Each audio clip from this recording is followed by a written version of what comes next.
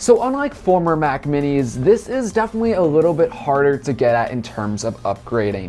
The only thing we can actually upgrade is the RAM, luckily, and we're going to be using an iFixit toolkit throughout this entire process. So the first thing we got to do is obviously take off this bottom panel. In the former generation, you used to be able to just twist it off.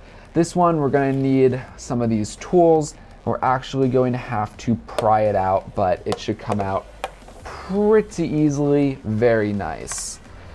All right, we're already reached screws, and with our iFixit toolkit, not a sponsor, we're going to have to get into this. All right, so with a TR6 driver, we're going to be getting right into this. So we have a couple screws that we're gonna remove, and make sure that you keep an eye on all your screws. You do not want to lose any of them throughout this process.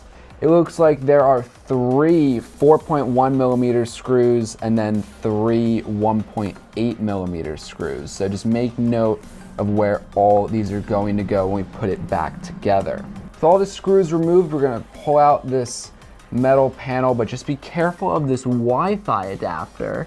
All right, so there's going to be another screw actually holding in the Wi-Fi antenna, so we're going to want to remove that carefully, and then we should be able, with a plastic tool, to pop off the Wi-Fi antenna modular.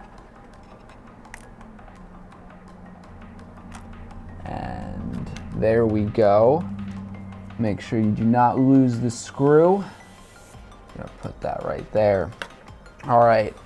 Unfortunately, we are still nowhere close to actually getting into the RAM. We actually have to take the entire board out, and there's gonna be even more screws to do that. So the first step actually is to remove the fan. There should be 4 screws holding in the fan.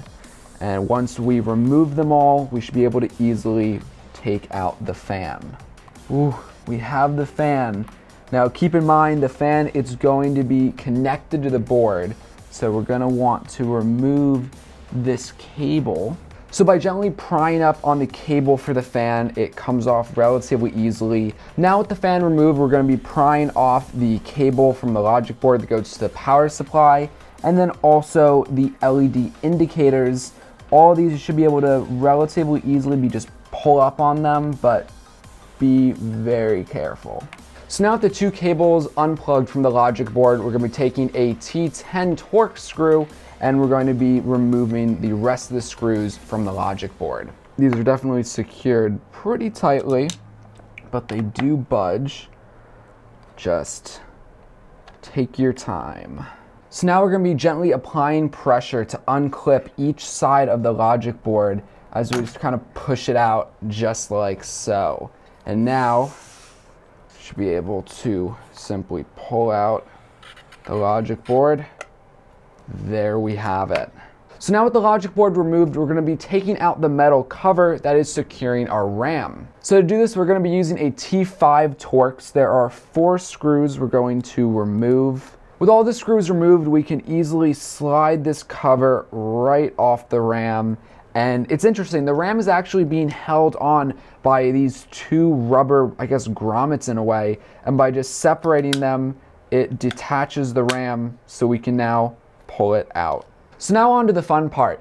I picked up 2 sticks of 16 gigabytes, which makes 32 gigabytes total of RAM. This is by Crucial, obviously DDR4. This cost me on Amazon about $216, so link in the description. So we should be able to pretty easily just slide the RAM into place. We're gonna put both sticks in, and then we can push the sticks back and align them with the rubber grommet.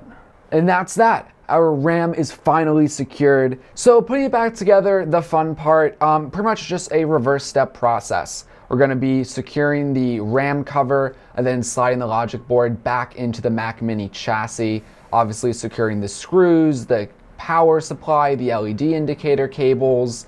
We're gonna be then connecting the fan. We're gonna be putting the plate back on, and then just the bottom Mac Mini cover. Using these tweezers for putting the cables back in is probably a requirement, though this power supply cable is going to be a tad bit of a challenge. But once you line it up, you should be able to just push it back into place. It's probably beneficial to use some plastic tools while doing this so you don't risk shorting anything out. So you're going to want to obviously plug in the cable for the fan before screwing it together. But once you line it up, push it into place, goes in pretty easily.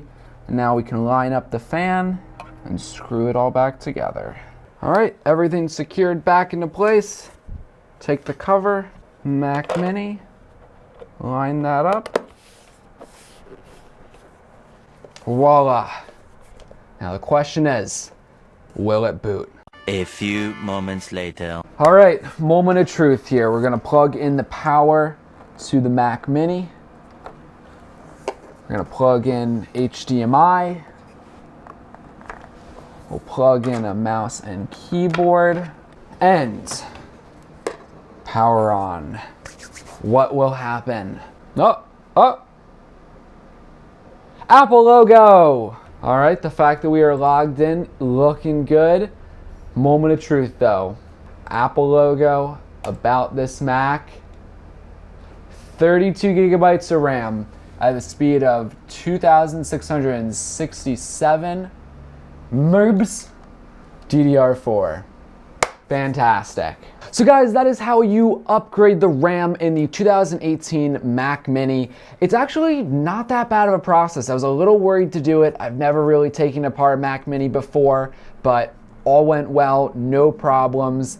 Again, if you're doing it, the iFixit toolkit is definitely a great thing to purchase so that you know you have everything you could ask for when taking apart these machines. Anyway guys, any questions, comments, concerns, leave that in the comment section below. Again, if you need the RAM or an iFixit toolkit, the link will be in the description. Anyway, I'm Eric and I will catch you in the next one.